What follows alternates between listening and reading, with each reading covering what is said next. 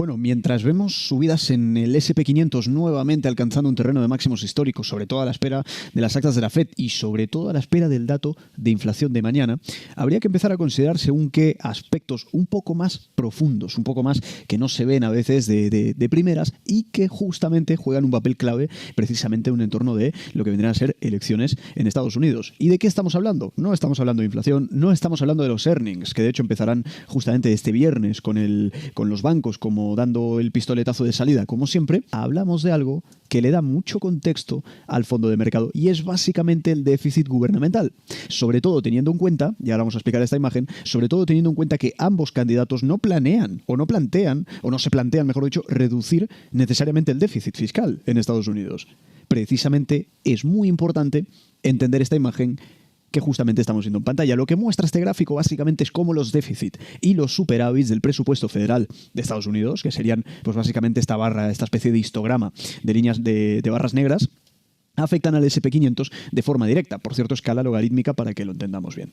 Es decir, dicho de una forma u otra, cuando el gobierno gasta más de lo que gana, el mercado tiende a ir bien, el mercado tiende a subir. Pero por otro lado, cuando hay un superávit, las cosas no pintan tan bien para las acciones. Y démonos cuenta cómo tenemos varios ejemplos, ¿de acuerdo? La Gran Depresión, en fin, varios eventos importantes que ocurrieron en la historia atrás en el tiempo, y nos damos cuenta que siempre que había una contracción o reducción de lo que es el déficit o incluso llegando a superávit, contraintuitivamente incluso el mercado de acciones tiende a performar o a rendir un poquito menos. En cambio, cuando hay incrementos sustanciales de lo que es el déficit, el mercado se dispara. Es básicamente como si al mercado le gustase cuando el gobierno está gastando a lo grande, básicamente, porque claro, eso a menudo tiende a significar que se está inyectando dinero en la economía, como ya sabréis. En cambio, claro, cuando vemos años de superávit, por ejemplo, finales de los 90, que estamos viendo justamente aquí con esta contracción en lo que era, en lo que era precisamente el déficit, ¿qué es lo que vemos ahí? Evidentemente no fue tan fuerte, es decir, subió, continuó subiendo, pero luego vimos una corrección. Claro, mucha gente la achacará evidentemente a la caída del año 2000, pero bueno, evidentemente también se suele combinar, como comentaban justamente desde McLennan, pues evidentemente este comportamiento por parte del mercado. La lógica aquí es básicamente que cuando el gobierno gasta menos y tiene superávit, hay menos impulso económico y eso pues evidentemente suele enfriar a veces el mercado de las acciones. Así que en resumen, este gráfico lo que básicamente nos sugiere es que los déficits tienden a ser bullish y mientras vemos superávits, pues esto el mercado lo suele reflejar como movimientos menos alcistas o incluso correctivos. No estamos diciendo que sea bueno o malo, estamos diciendo que el mercado tiende últimamente a verlo de esa manera. Últimamente no, durante las últimas décadas en general, es decir, adictos al déficit. Y lo mismo vemos justamente en la parte del oro. Cuando hacemos exactamente lo mismo, es decir, por un lado sobreponemos lo que es el rendimiento del oro y por otro lado lo comparamos con el déficit federal de Estados Unidos medido como porcentaje del PIB, que es la línea roja que estamos viendo justamente aquí, ¿qué es lo que vamos a ver?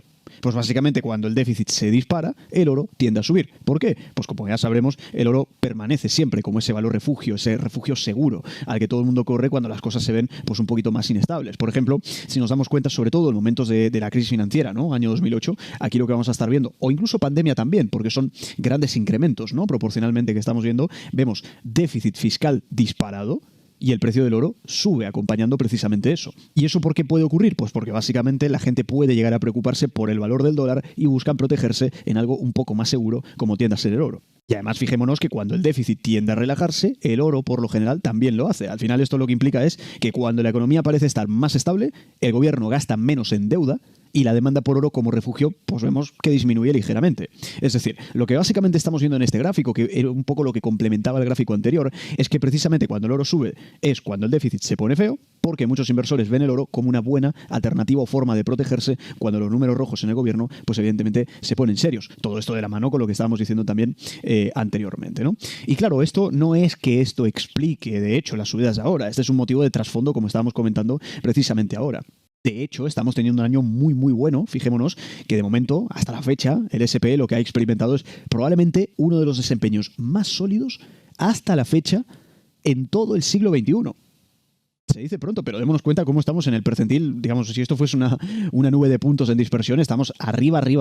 Es decir, no se suele ver. La media tiende a estar más o menos por aquí. O sea que estamos teniendo, dentro de lo que cabe, un año muy, muy bueno. Y por eso hay que hablar también de lo que estamos viendo en pantalla. La correlación entre el SP500 y el rendimiento del Tesoro a 10 años, que vuelve a ponerse en positivo. Y de hecho lo estamos viendo justo con este último incremento que estamos viendo aquí. ¿Qué significa esto? Básicamente que ahora los aumentos en los rendimientos de los bonos no son tan malos malos para las acciones como lo eran antes. Antes, cuando veíamos subidas en los rendimientos de los bonos, el mercado de acciones se preocupaba por la inflación y caía. Pero claro, ahora parece que esos movimientos de los bonos están un poco más ligados a una expectativa de crecimiento económico en lugar de la variable anterior. Es decir, dicho en otras palabras, los inversores lo que empiezan a pensar es que la economía puede continuar en un buen tono y que no únicamente van a subir los precios sin crecimiento económico, que eso es lo que a veces más teme el mercado, que es el famoso escenario de esta inflación, crecimiento nulo y una subida en los precios. Por lo tanto, el mercado con este movimiento empieza a descartar esa posibilidad y a decir, bueno, puede seguir habiendo inflación de cara a futuro, pero la economía de momento no se resquebraja mucho más.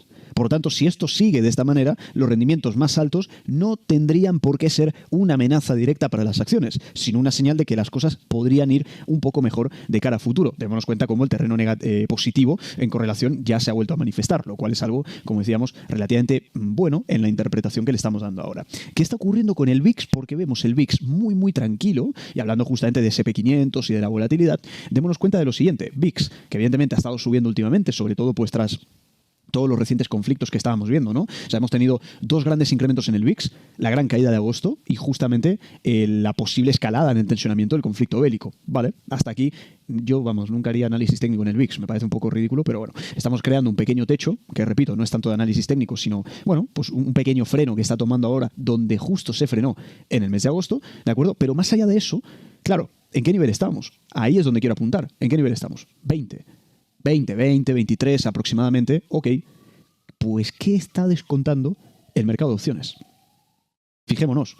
Porque es curioso, ¿no? Porque fijaos, esto lo mide desde febrero y a lo largo del año estas opciones de compra, pues vemos que han estado relativamente tranquilas. Pero desde hace poco, miremos la gran subida exponencial que estamos viendo, con más de 300.000 contratos abiertos.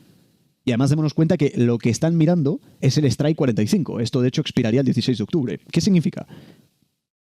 Pues básicamente lo que esto significa es que hay muchos inversores apostando a que el VIX, que básicamente ya sabéis que mide la volatilidad del mercado, se va a disparar pronto. Repito, en todo el año 2024 no habíamos visto este nivel, lo vemos ahora, justamente a la vuelta de la esquina de las elecciones, pero con la expiración de ese strike en el 16 de octubre. Entonces, ya sabemos que este tipo de movimientos en general suelen ocurrir precisamente cuando los inversores lo que están esperando es que el mercado se ponga feo, se ponga nervioso o tenga un bajón fuerte. Así que si están apostando a que el VIX va a subir hasta 45 más, es porque definitivamente piensan que se viene algo de turbulencia grande para los próximos días, porque recordemos que esto es o digamos que el contrato expira, o que la mayoría de estos 300.000 contratos con Strike 45 expiran el 16 de octubre, semana que viene. Así que muy atentos a todo esto porque, como decimos, va repuntando un poquito, vemos que iguala la subida del mes de agosto, todo lo otro fue precisamente esa gran subida que vimos en julio, pero hasta entonces, ¿qué va a definir esto? Pues evidentemente, y sin hacer análisis técnico, la rotura básicamente del nivel de 24. Pero repito, no por análisis técnico, sino por gravedad en términos de volatilidad. Si equiparamos el reciente aumento de volatilidad a la caída de agosto y superamos todo este nivel, ¿qué va a significar? Pues que el mercado evidentemente se va a inundar de muchísima más volatilidad a la altura precisamente de mediados de año, que era lo que veíamos, justo en línea con lo que estamos comentando aquí de esta enorme cantidad de contratos sobre el VIX, en este caso Strike 45.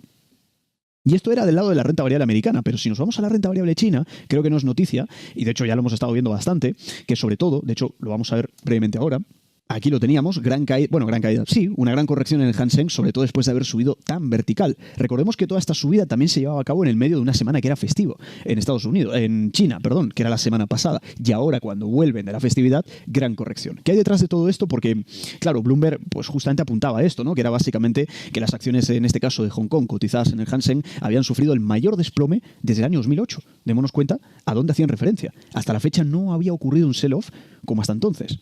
Es decir, hemos visto movimientos bastante normales a lo largo de los años, con algunos picos, ¿no? Aquí y allá, básicamente, pero de repente, ¡boom!, gran caída, y que justamente se asemeja bastante a la caída del más del 10% que estábamos viendo en el año 2008. Démonos cuenta que se dice pronto, pero es bastante, ¿no?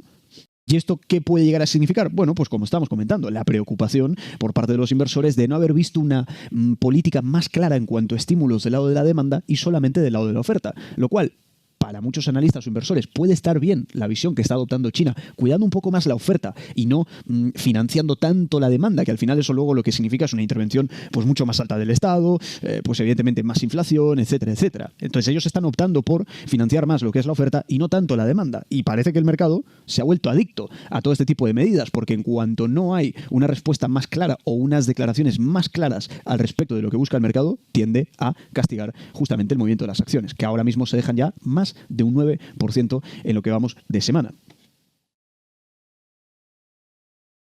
Es decir, mercado nervioso ante esto, porque hemos visto un boom muy importante y ahora mismo se está revirtiendo, y esto incluso se puede llegar a medir en términos porcentuales. Desde el gran boom, ¿de acuerdo? Fijaos, línea azul que estamos viendo aquí, esto es una proporción que equivale al 50%. Dicho de otra forma, de toda la subida que vimos la semana pasada, la mitad ya la ha corregido. Entonces, aquí hay una variable muy importante, si se va a seguir desinflando o no.